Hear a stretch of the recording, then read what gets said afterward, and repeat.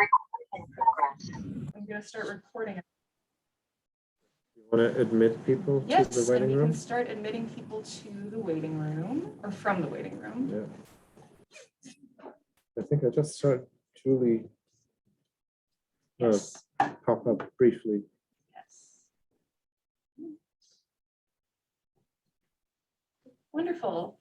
Welcome to everyone. Hello. If you're here for Data and Donuts, you can take a donut and come sit down. Have a donut. Find a seat. Welcome to everybody who's joining us virtually. You are currently seeing our speaker's slide shared on the screen, and I will also move that up to our big in-person screen here. And I think we'll just do some housekeeping stuff while we wait for folks to trickle in. Don't really know where to look. I'll look at my screen. Hello.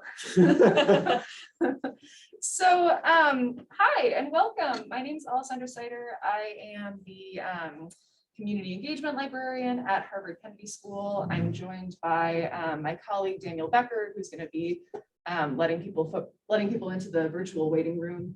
And I also am so excited to welcome some folks in person. It feels really nice to have people here. So Data and Donuts, for those of you who don't know, is a semi-monthly learning and discussion series where we invite researchers and practitioners from doing work on various aspects of data and society to speak about their work and create a welcoming environment through which to engage with some pretty critical issues. And we've been running the series out of the library for the past, 4 years, which is wild to think about now. But I'm really excited to have our speaker, Jeremy Ney, here today. Before I introduce him, I want to just do a land acknowledgement of land and people, courtesy of the Harvard University Native American program. So Harvard University is located on the traditional and ancestral land of the Massachusetts, the original inhabitants of what is now known as Boston and Cambridge. We pay respect to the people of the Massachusetts tribe, past and present, and honor the land itself, which remains sacred to the Massachusetts people. So Jeremy Ney, who is here today, he currently works at Google and is a recent grad from MIT Sloan and Harvard Kennedy School. Jeremy's research uses maps and data visualization to highlight US inequality topics that tend to get left in the dark. Inequality in life expectancy, food deserts, internet access, and more. So today, Jeremy is going to talk about his DataViz newsletter called American Inequality and the steps that change makers can take to combat inequality in their communities.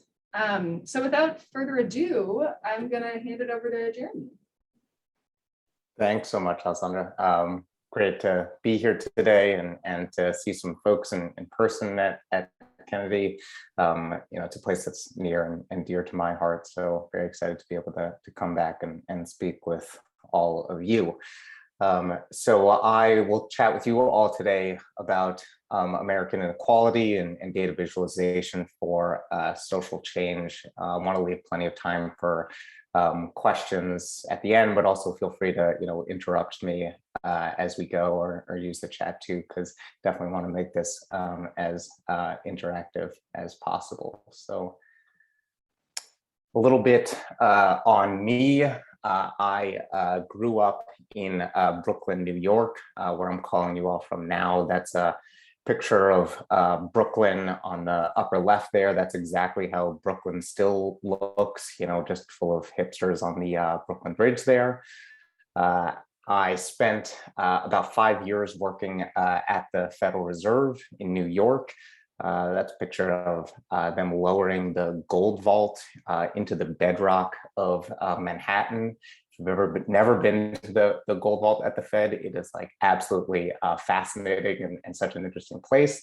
And while at the Fed, I did a lot of macro policy forecasting work, basically trying to identify black swans and where the next financial crisis was coming from. But also in my time at the Fed, I helped stand up the New York Fed's income inequality working group and trying to get the Fed to focus more on a lot of these income inequality topics. And basically the deeper and deeper I sort of went into that challenge, the more I realized that inequality was not only about income in the US, but tied up in so many other forces of healthcare and taxes and education and race and housing. And so I decided to go off to grad school at MIT Sloan and HKS. And really on the MIT side, spent a lot of time focused on data science, data analytics, and on the Kennedy side, focused a lot on US income inequality and social policy there. One of the great benefits of that dual degree program is you get 2 summers to intern and experiment. And so I spent my first summer working with the robotics team in an Amazon warehouse, which is even crazier than you can imagine. Everything that you think it is, make it 10 times crazier. It was a very eye-opening experience. But a story for another time. But that experience really led me to launch a handful of programs that I had been doing research and writing on through various coursework and stuff I had done at the Fed. So launched 2 different nonprofits. One, Let's Get Set, helping low-income families get access to certain tax credits, and another one, No One Left Offline, helping vulnerable communities get connected to the internet to access resources they need. All of those threads really came together in this work in American Inequality, whereas, as Alessandra mentioned, I spend a lot of time trying to highlight, US inequality topics that tend to get less attention. I dropped a link for it in there, if that works. I don't know if it actually does. Let me do it this way. Perfect. So with that, I want to dive into what American Inequality is. So it's really a publication that focuses on 4 elements. So one, is those inequality topics that tend to get less coverage.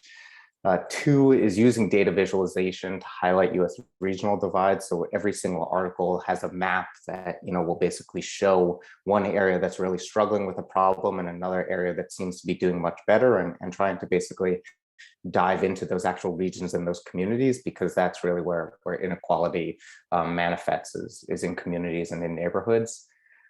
Third, I really try and use stories to empathize the data.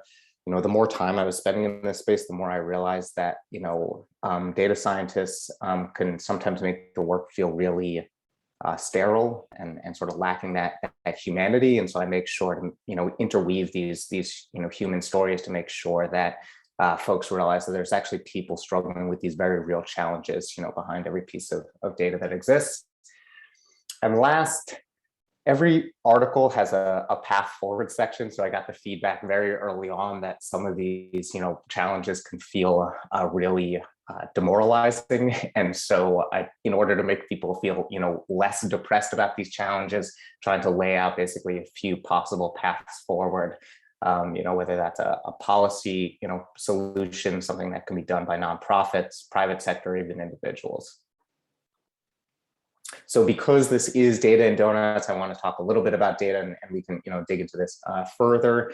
But so all of the data basically comes from federal government agencies and sort of the data portals that they have. What I think so exciting about this work now is it really wouldn't have been possible 10 or 15 years ago, but that this push towards digital government strategies has made it so that so much more data is actually now available in these portals, though some agencies do a fairly good job at actually hiding data that they want to, so that part can sometimes be a challenge. And then on the data visualization side, I use Python and R largely to visualize the data, using a lot of county zip code library packages there. And then I also use a data wrapper to make the visualizations live online and be interactive, so you can actually basically dig into them and understand and zoom in and out of certain communities. I'll start with takeaways up front. Inequality is deeply intertwined with many confounding forces, so we really cannot look at inequality along one dimension now. We need to continue to look at it basically cross-section, and if we really want to start making a dent in some of these challenges. Second, data is really critical in this work for knowing exactly the towns and cities and regions where inequality is the greatest. There's a lot of people who sort of follow along with this, state and local politicians who will reach out to me after articles saying, I'm so glad that I now have the quantitative metric to show what I've always known qualitatively. And that's really helpful for making sure that we're serving communities most in need. And last, all is not lost. These problems sometimes feel really big and intractable, but solutions do exist. We just need to basically understand the stakeholder trade-offs that we really want to be actualizing on in order to make some of those solutions come to life. With that, I want to ask you all a question, make this a little bit, interactive off the bat, and see if anybody has a guess about what they think that this is a map of. You can feel free to, put your guesses in the chat or just take yourselves off mute, but I'm curious if people have a sense of what they think. This is a map of, those areas really struggling in red or the areas in blue that seem to be doing better off.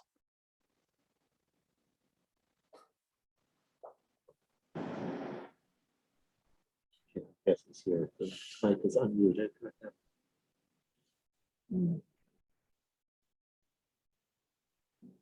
Like earnings. We have an earnings gap. Earnings. I think one person messaged me saying, is it Republican versus Democratic regions? Health insurance coverage. Opioid overdoses. Education. So I think what's so interesting about so many of these guesses is that, I think a lot of these things, if you layered all these maps, you would actually see that they're quite similar. So the guess on earnings was actually, spot on. So this one is median household income in the US. So, we can see, parts of the Northeast, parts of the West Coast where, median household income is 136,000. The highest median income county in the US is Loudoun County in Virginia. But we also see, parts of the South where median household income, is close to 1/7 of that at $20,000. And so, those areas that are really struggling, thinking about what we can learn from certain regions in these areas. So let's do one more of these. Ooh, no. I hope no one saw that. Here, folks want to wager guesses on this one. So you can see the map is slightly different now, with the West Coast looking much more red, parts of Florida as well. So any guesses on what this map might be?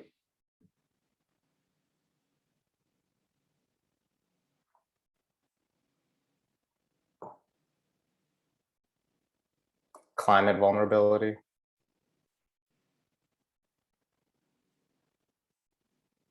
Diversity, that's an interesting one.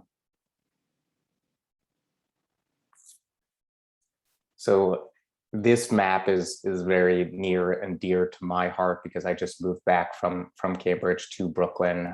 So it is household rent, percent of income spent on a 2 bedroom. So HUD recommends that no household should spend more than 30% of their income on rent, and yet we see huge swaths of the country that are spending up to 65% of their income on rent. And so we can see how big of a social challenge that can be if you have such a small percentage of, your income basically left to be, paying for groceries or healthcare or clothing, education, things like that. And so we might want to think about what is driving these regions, whether it's very high cost of housing, low housing availability, things like that. That's can be a really deep social challenge.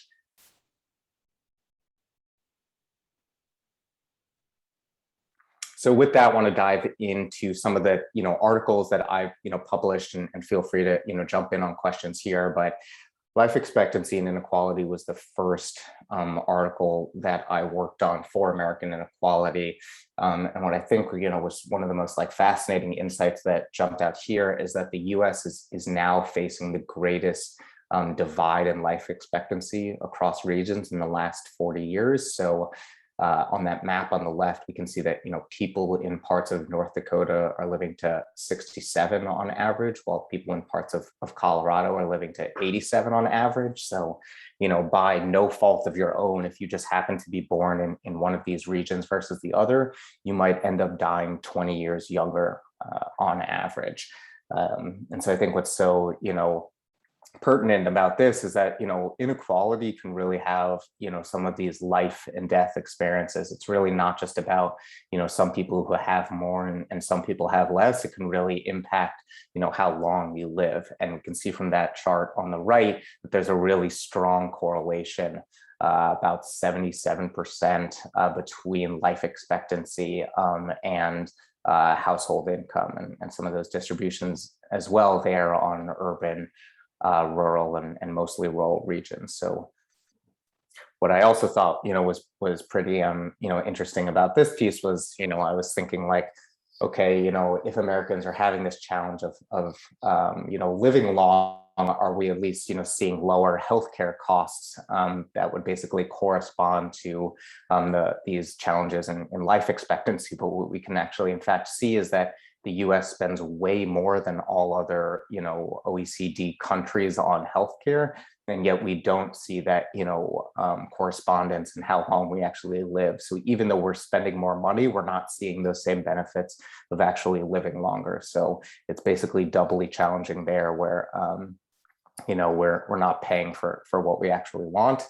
That community in North Dakota, what I try and do in a lot of these articles is dig into it. And so that community in North Dakota is about 95% Native American. So you have, really poor access to, government services, higher rates of alcoholism, higher distrust of government, and, poor access to, a lot of infrastructure versus that area that in Colorado, is basically right outside of Aspen. So a really white, affluent neighborhood. And so we see, a lot of these demographic challenges as well when we actually dig into the regions. So on the solution side, the path forward, we can try and reduce the cost of healthcare to actually make, folks spend more money on what they need. And we can also try and, do work to reduce specific health risks that are some of these high causes of death in those regions. So that's heart disease, suicide, and drug overdose.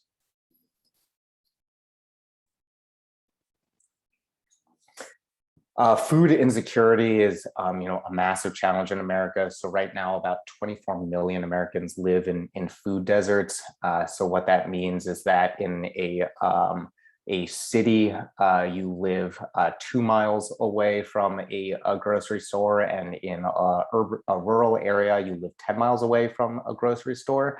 And 54 million Americans are food insecure. And what food insecurity can mean is that even if you live close to a grocery store, if it's too expensive for you, it could effectively mean that there's no grocery store at all. So Central Square for actually a long time was designated a food insecure area because that Whole Foods on right off of Mass Ave there was really the only, grocery store that existed and was, not really that affordable for folks. The daily table that came in really helped make a big difference in Central Square for folks. On top of this, Black families are twice as likely to live in food deserts as white families. So we, again, see these demographic challenges that exists. Again, the chart on the right shows these challenges that we see between income and food insecurity and living in food deserts that persist in America. You also can't talk about food deserts and food insecurity without talking about American obesity. So often a challenge in these communities is that, the much more affordable food that exists will be fast food, a McDonald's, or a Waffle House, something like that. And so communities often move towards, eating much more unhealthy foods because that's all that their, wallets can afford, which then exacerbates some of these other challenges of, life expectancy, healthy living, diabetes, things like that. And so again, we see sort of these like confounding forces, moving with each other. And again, how that, kind of corresponds to race-based outcomes, as you can see on the right. Solutions that can exist in this space are increasing the budget for SNAP, the Supplemental Nutrition Assistance Program, otherwise known as food stamps, and increase access to supermarkets via new market tax credits. So that's, basically a federal program where, let's say a bank or a supermarket wants to move into an area that has, poor financial access or poor access to supermarkets. You can get a tax credit to bring in a type of building that basically provides a social service to that community. Those new market tax credits are really competitive to get because we basically have all these social types of buildings competing for the same set of resources. But we can increase the access to that to basically make it easier for supermarkets to come into struggling regions.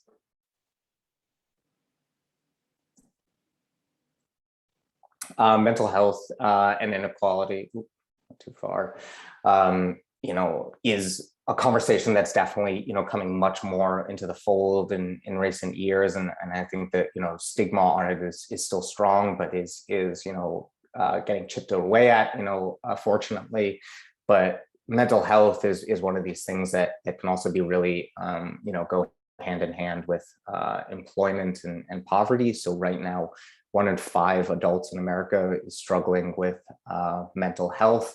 CDC ran a survey asking people how many mentally unhealthy days they have per month. Residents in West Virginia, Kentucky, and Tennessee reported having 18 mentally unhealthy days out of every 30 per month. So we can really see areas, in the Rust Belt there that's struggling. A lot of those areas, if you overlay, maps of drug overdoses and the opioid epidemic, you'd also see that, layering quite well on there.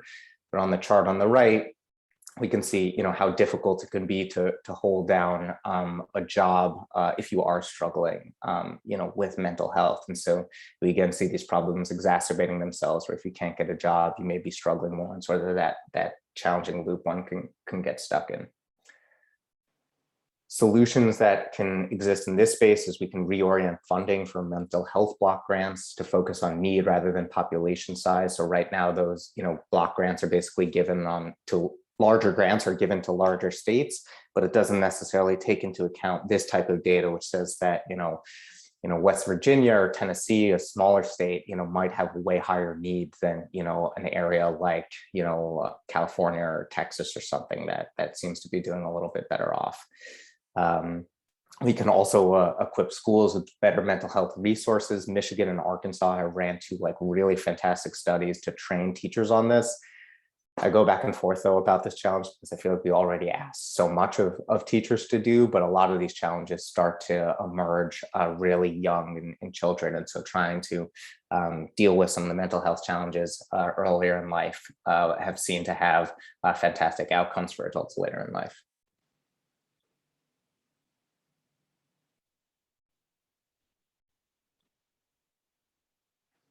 I saw a question, what's going on in Iowa and Nebraska? I'm guessing that referred to this mental health one, or was it on? Yeah, that's right, Jeremy. Iowa, Nebraska, it's a great question. I actually haven't dug into those regions too much, but yeah, I'm curious if you have any thoughts on what we might be seeing going on there. I have no idea. Yeah. No, it's an interesting one. And I think, just to give you some perspective on sort of how I often do things with these articles is I'll basically, after I gather and kind of clean all the data, I'll sort it to figure out, what are the regions, that seem to be top of the chart and bottom of the chart there. And that's basically how I found those insights on West Virginia, Kentucky, and Tennessee. But, I think in looking at some of those other regions, that are, sometimes middle of the pack or sort of have a variable thing, I tend to dig into it a little less. I see another question. Curious to know how inequalities in data differs. If so, when you delve deeper into a region and change scales. Very much so. I have found at the county level, there's a ton of data that does exist at the county level, which is why I tend to operate there. There's 3,143 counties in the US, so you can get a decent level of granularity. But when you look at zip codes or census block groups, you also get basically this finer granularity. When I talk about the internet and inequality one, I'll talk about some of these challenges of how looking at the county level actually doesn't give a really great picture about the equation because of how the FCC measures at the county level. See another question. I wonder if this type of information has been used to help inform the public to build support for certain priority outcomes. The answer is partially. I think this data is being used increasingly so, and I've had again state and local politicians who have reached out and said that they've used some of this data to inform some of their decisions. But I think, really right now, income is used as sort of the #1 metric about where to prioritize a lot of resources, and there's less so being used on some of these, alternative data sources that I actually think show a clear picture of the challenges that we're seeing in the US. Jeremy, could I jump in with the potential for the Iowa-Nebraska data? Please, yeah. I'm from Wisconsin, and I'm just thinking about popular self-identification among Midwesterners, where I think there's a lot of hesitancy in the region to kind of admit when we're having a hard time. It goes against like the politeness rhetoric in the Midwest. So I don't say that to like demonize my fellow Midwesterners, but more so to kind of highlight the complications with self-reporting data, because it's so bound up with like how people think about themselves, their own self-conceptions, their identities, and how they want to think of themselves, which is just as real for them as the material reality of how others perceive them. Totally. Yeah, no, I think that's right. And I think, survey data is often, can succumb to that challenge of like, putting stock in sort of how people rate these things. And the CDC does try and do some work to, account for that. The question, I don't know if you all can see it there, but the question that the CDC asked was, now thinking about your mental health, which includes stress, depression, and problems with emotions, for how many days during the past 30 days was your mental health not good? And so people could, I think, like you were saying, just as easily say, oh, was feeling fine. And it doesn't necessarily account for other ways that we could measure this of, access to certain, or how many people are taking, certain drugs for depression, or how many people are checked into certain places. There's a lot of different ways to measure there.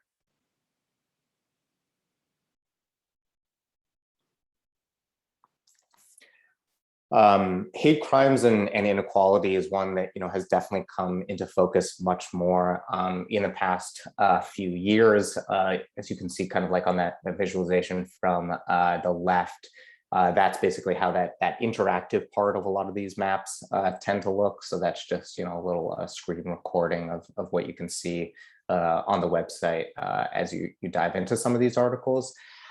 But in 2020, over 11,000 individuals were victims of hate crimes, the highest ever on record. This is data from the FBI, which basically relies on local police departments to report hate crime data. 1 in 3 hate crimes was motivated by race or ethnicity, which was a 32% increase year over year. So the trend of hate crimes has continued to go up. But we also know that there's probably a lot of underreporting in hate crimes. The Houston Police Department, for example, which serves 2.3 million folks, only reported 8 hate crimes in 2020, which, when you think about the size of the region and sort of compared to some of the ratios that we see in other regions, we can probably suss out that there might be some underreporting that's going on there. That can exist in part because of that chart on the right. 18 states actually do not require the collection of hate crime data. Some of them do it voluntarily, but other states have actually mandated that information be collected and shared with the FBI. So in certain regions, there's definitely a lot of underreporting. So on the solution side, we can get states to pass legislation to report on hate crimes. Additionally, we can train police officers in better identifying hate crimes. So trying to understand, when they're in sort of a situation that might be involving hate, trying to suss out whether or not it does, because a lot of those moments can happen quite quickly. And lastly, we can also improve the ways that we characterize hate crimes. So right now, the Anti-Defamation League keeps a list of about 235 words that are words and symbols that are typically used for identifying whether or not something is a hate crime. But we can think about, how to keep that list more updated. They basically update that list twice a year. And I think it often doesn't account for, new types of slurs or ways that we can basically suss out hate. This has been a very large challenge for the Asian American community in the last few years as sort of COVID and other fears have basically stoked Asian American hate. But it's been really difficult for a lot of those communities to actually prove that is in fact a hate crime and not just another crime, and the ways that those get treated in courts are very, very different.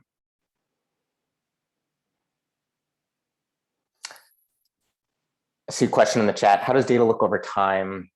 How much worse has inequality gotten over the past 10 years? Have any events amplified it? I've got a chart at the end that I can show, which basically shows sort of this widening gap. The short story is that inequality is widening, and it's widening across a lot of these measures, not just on income, but also, along education attainment, reading levels, access to reliable housing, things like that. And so inequality is getting worse. COVID has definitely exacerbated it. We see a lot of work on who was able to safely stay home and things like that. So the problem is continuing to grow, which is also why I feel like this is such an important time for us to be, talking through these challenges and addressing some of these pieces.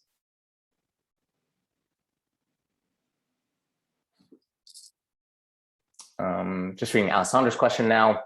In some cases, could the variation among the individuals in a county be larger than the variation among the counties? That is, using the county level averages, medians, or other statistics could be misleading in some cases.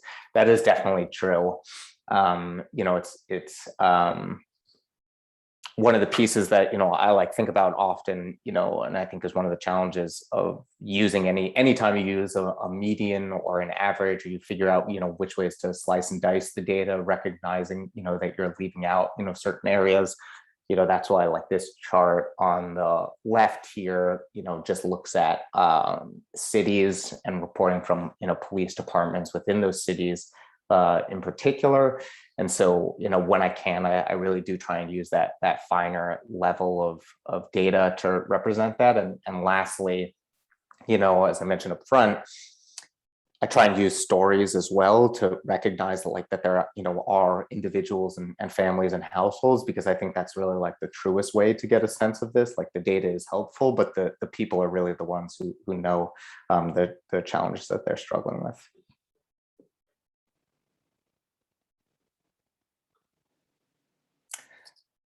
Internet access and inequality. So 21 million Americans and 10 million school-age children do not have internet access. And I think what's particularly startling, if you live in a county with a $35,000 median income, you have a coin flip chance of having any internet connection. So again, from no fault of your own, you just happen to be born in, this county, in North Carolina that really struggles a lot with internet access, and just, by the fact of being born there, you will not have any internet connection. The reason I put 42 million Americans possibly here is sort of this, challenge of, as we were just mentioning, of how you measure the data. So the way the FCC does it is they say that if one person in a census block group has internet access. They say the entire census block group has internet access, which is, definitely not true. The FCC just got some new money to basically better measure the ways that they account for who has access and who is not. But this is just a perfect example of the ways that, depending on how much you sort of telescope the lens, will actually show very different types of pictures. On the right, we can see, again, this really strong correlation between income and internet access, and also strong divides on rural and urban communities that are better or worse connected. So, Telfair County, Georgia has the worst, internet connection in the country, whereas Loudoun County, the one of the wealthiest, has great internet connection. So solutions, I broke these out along public, private, and nonprofits. On the public sector, we can expand FCC programs to improve internet connectivity and subsidize internet costs. So that's, on one hand, basically making it, folks typically who apply for SNAP could get decreases in their internet costs, and also laying more broadband, particularly to rural communities, which is definitely like a government type of infrastructure to provide to make sure that those communities can get connected. But if you don't think that, Build Back Better will do it soon enough, we've got good old Elon Musk who can maybe help us out and lay cables and build satellite networks. So it depends on how much, faith you sort of like put in those programs. And last, on the nonprofit side, I think about this as sort of that in-between solution where we can provide, hotspots or digital education to families who are most struggling now. So as broadband gets laid, which can sometimes, take a really long time and be very expensive, some of these more ad hoc solutions to assist in the meantime to make sure that folks get connected. Because, I think as we can all tell, being on Zoom now, not having access to the internet, can really reduce your chances of achieving education, working at your job, applying to jobs, accessing telehealth, things like that. So, these communities that are struggling without broadband, sometimes as much as 50%, we risk, leaving, an entire generation behind because of how we're operating in this digital time.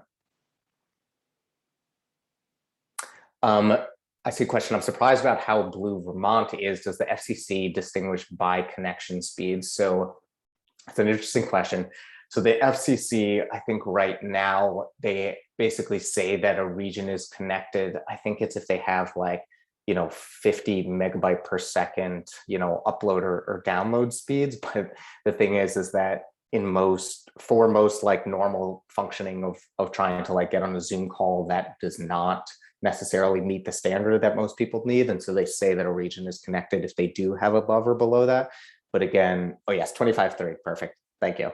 I had a feeling I was getting that one wrong, but there is work being done to try and get the FCC to update that metric, because I think, as streaming becomes increasingly important and websites become even heavier, that isn't sufficient for a lot of regions to actually be able to connect. Another question, how does this correlate with data literacy? Jobs are becoming more STEM oriented, and it feels like even if you have internet access, you might not be developing critical skills for an AI-driven economy. In the internet access space, one of my favorite acronyms for sort of putting the entire range around this challenge is ABCD, which is access, broadband connectivity, and digital literacy. And basically, if you don't have all three of those things, you're really not doing a good job at making a dent in this work, because you can give somebody a fancy computer and set them up with internet, but if they don't have that digital literacy, that the D of ABCD, then they really can't be accessing this. And so just getting folks set up with internet doesn't really look at the entire picture. You need to make sure that they can afford the devices to connect. You need to make sure that they actually know what they're doing when they're online. If they actually need to be, so many folks could lose, job interviews over Zoom just because they're not able to connect. And that's a real shame. And so making sure that we're relying on the entire ABCD spectrum for internet access is key in this challenge.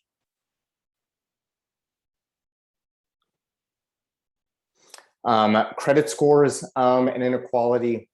So nearly 1 in 4 Americans have a subprime credit score. Again, a very race-based, challenge here too, where Black neighborhoods have a median credit score that is 100 points lower than white neighborhoods. And we see that 21% of Black people have credit scores that are plus 700, whereas 51%, more than double that, have median credit scores that are plus 700. One of the really pernicious challenges in this space about, again, how inequality interweaves with so many other challenges is that a lot of employers will do a credit check to test for employment. So if you don't have a certain credit score, you can just get denied off the bat. But we see, in some of these, race-based factors here, this could be basically another way to keep Black communities out of certain jobs. So on the solution side, we can, ban credit checks for employment, and we can also penalize credit agencies for incorrect information. Right now, 1 in 5 Americans has a error on their credit report, sometimes because, there happen to be 2 people named Richard Parker in the world, and one of those hasn't paid their bills in many months, and the credit agencies basically just make a mistake there. So from no fault of Professor Parker's own, he might be having a bad credit score as a result. Professor Parker, I know you always pay your credit bills on time though, so we're not too worried about you. Cost of living and inequality here. This one, I really tried to say,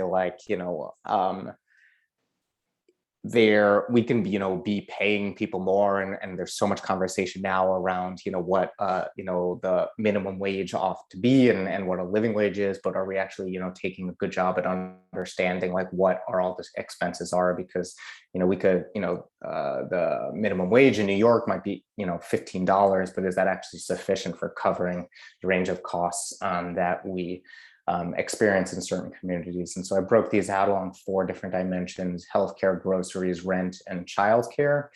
Low-income households spend about 40% of their budgets on housing compared to 29% for high-income households. Low income here, I measured at having income below $25,000.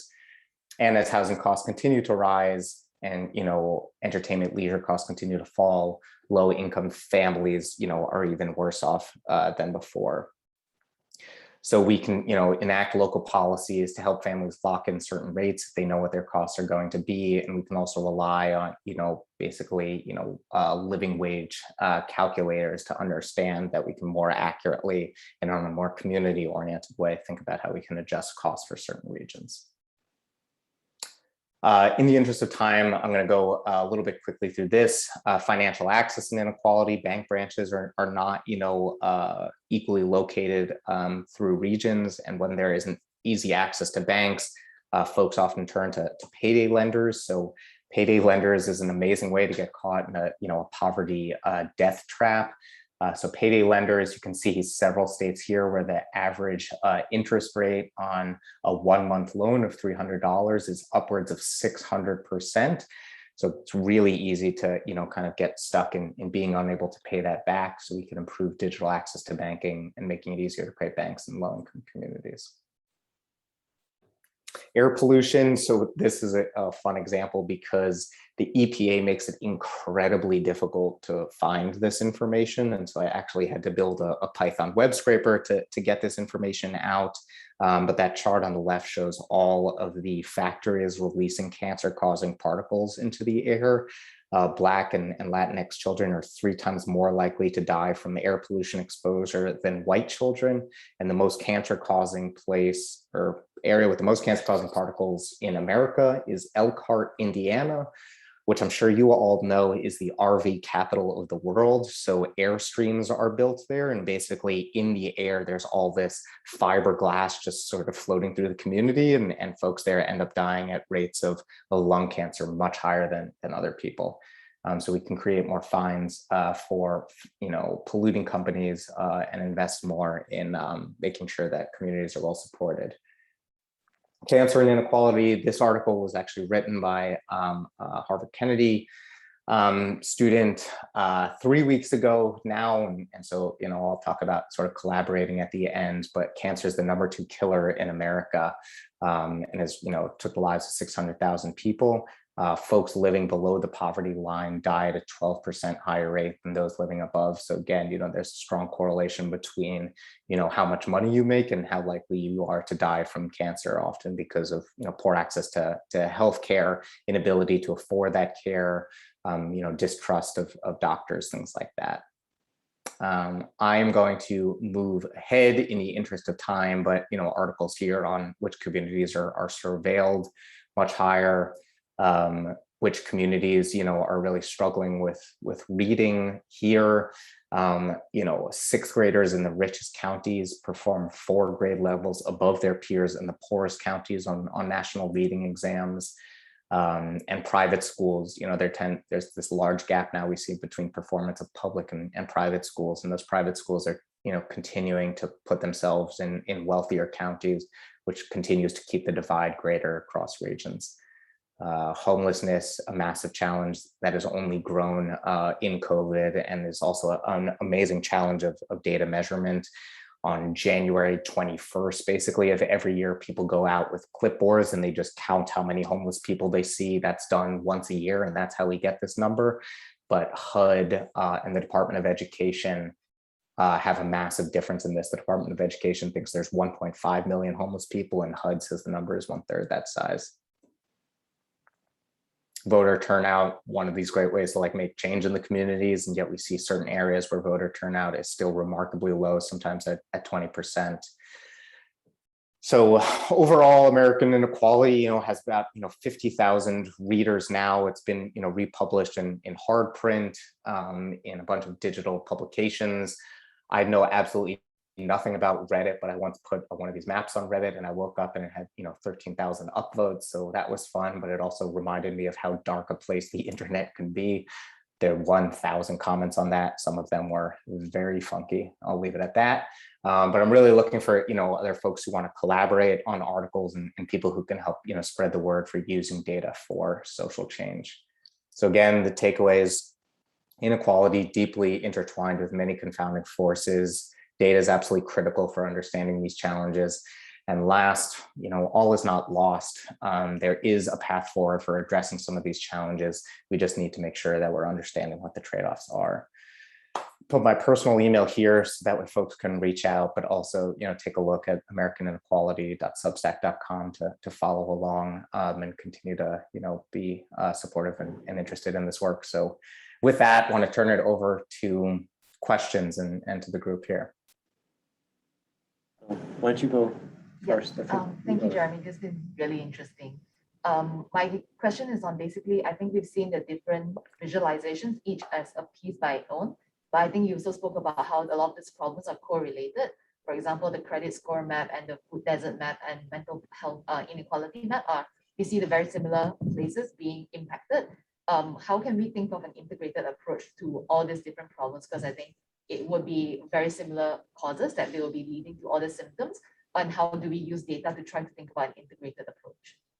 Yeah, so this is one of the, I think, massive challenges in this space of trying to look at inequality across many dimensions and trying to think about it, about this one picture of inequality that is also broken into these many different parts. And so, one thing I've sort of toyed with in this space is trying to integrate many of these basically into one, sort of single metric of inequality, largely along 5 different levers: education, healthcare, taxes, race, and housing, and trying to basically combine those with different weights of one large measure of inequality, and trying to basically continue to put it in this mapping way. The challenge there, and sort of the counter argument for why to keep that different, is because those challenges are so massive. And so to combine them into one, really does a disservice to, dealing with some of the nuances of trying to drive some of those solutions. And so I keep them separate for now, so that way we can, sort of tackle them one off. But the goal of American Inequality is to weave them all into one single narrative. So that way we can recognize oh, this map does in fact, exactly what you did look quite similar? Are there parts of these, challenges that are actually quite confounding on each other? And that, the way that we're thinking about, mental health and food and pollution is in fact much more interwoven than we had traditionally thought. Thank you. Dan, do you want to go next with you have your hand up? Oh, thank you. I have just a very general question about your maps, about mapping in general. You're in Brooklyn right now, and I so am, yeah. to the extent that like inequality is different in a place like Brooklyn than it is in a place like North Dakota, maps just inherently, because they're proportional to how much land is available in a given region, they give attention to regions based on how much just land there is there. And so I'm just wondering if I've always had a philosophical aversion to putting this kind of data in maps only because I think it's unfair to places like Brooklyn. And you see it in election maps a lot because it looks like it just looks like North Dakota or Iowa or places that have low population densities drive more of the message and more of the story than where the people actually are. And if proportionate to where the population is, like you want to weave a story together, have you ever struggled with the idea of putting it on a map like this? Or have you ever thought of the idea of using those various other kinds of maps that try to like manipulate the area in proportion to how many people are in the map, or using sort of non-parametric analogs like tile maps or hexagonal maps to try and do the same kind of thing? Yeah, totally. And I'm always, trying to make sure that, Brooklyn doesn't get the unfair end of the stick. So, I appreciate the call out too. But yeah, I think that is, one of the challenges of mapping is making sure that, you're sort of like doing good credit to the regions and recognizing, that, in, Los Angeles County, is like the most populous county in the US, but is only, kind of a speck sort of compared to some of these other regions. And so how do we make sure that like the regions that are most populous are sort of getting the call outs that they need versus some of these other regions? Like you look at parts of, Arizona or Nevada that have these, really massive counties, but have very, few people actually living in them. Are we giving the credit that they, deserve there?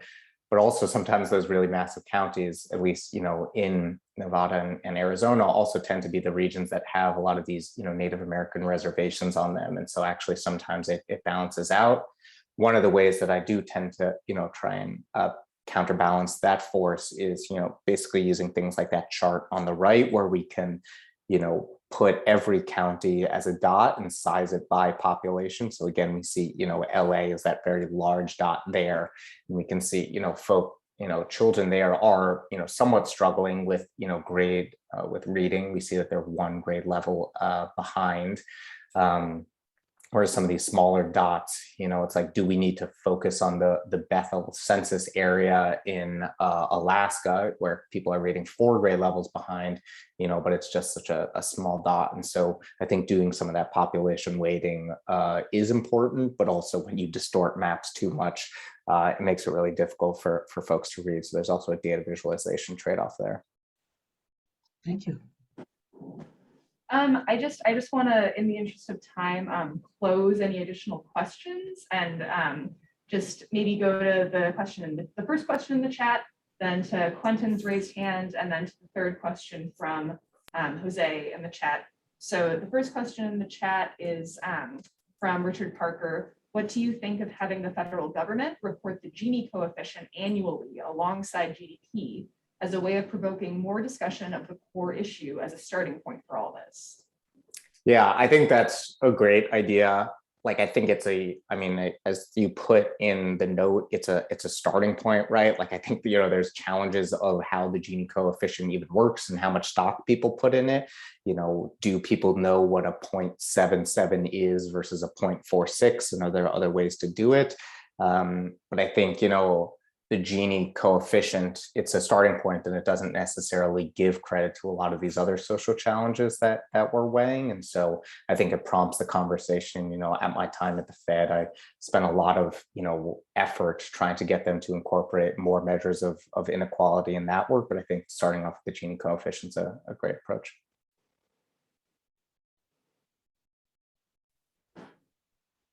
Let's go to Quentin, who I think had a raised hand. Yeah, I appreciate it. I had asked the question about using your data and these visualizations for community engagement to kind of inform the community. And the reason I did it is there's a lot of great data out there, but it's not all available in kind of an analyzed form that, and I think the visualization really would help that. I wondered what your goal is in terms of the Substack, developing it and making information available, say on an individual county being able to enter their information in there and get all this information, or have virtually a presentation about this data on that county. Yeah, it's definitely something I've been thinking a lot about, and having a lot of conversations with folks about, like, as great it is that a lot of these government agencies are creating portals, some of them are truly terrible to navigate. And so, I now have a lot of these like at my disposal, and so can make them, much more readily available and cleaned for, state and local politicians, policymakers, change makers to actually be using this information. And so, yeah, building that portal and making that accessible is definitely a goal of mine. Right now, in each article, in every data visualization map, you can actually click in and get the data. So on each map, you can do that. But thinking about like a more, a larger house for this, similar to like what Raj Shetty and Opportunity Insights had done, I think would really be helpful for a lot of those communities. So I definitely agree with you there. Okay. And our last question from Jose in the chat. There is so much attention on ESG. I don't know what that acronym means. Maybe you can illuminate. In the investing community, what is the role of companies in reducing inequality gap? Are we seeing data that correlates with good, not so good impact of corporate America? Yes. So this is something where, one of the comments that I have gotten a handful of times from readers is, are you putting too much stock in like state and local or federal government to be making this change? Like, what can individual companies do, or even individuals themselves do? And I actually think there's a ton of work to be done in that space, particularly as we're seeing like a lot of, gridlock in politics for making a lot of this change. And so I wholeheartedly think that, private sector can be doing more to like be looking at some of these metrics. I think right now, they're just starting to look, at some of these, income-based metrics. The conversation around race is becoming much more important. They're doing way more work to think about some of their sustainability initiatives, but I think continuing to look at the whole picture is important. There's also, a ton of money at the disposal of a lot of these large companies to be doing more work and addressing some of these challenges. I think it's up to them to figure out, as we've talked about, there's so many different levers that one can pull. And so trying to like orient what your strategy is. And some of that I think is really would be really helpful for them understanding, what the communities around them are really struggling with. So saying like, okay, my headquarters is in, Little Rock. What's the number one challenge for Little Rock right now to make sure that I'm actually like investing my time and resources in what my community needs versus what just seems to be, in vogue for the country right now. Awesome. Well, at that point, I think we can, close it down here. Thank you so much for your presentation, Jeremy. I think it's some really incredible work that you're doing.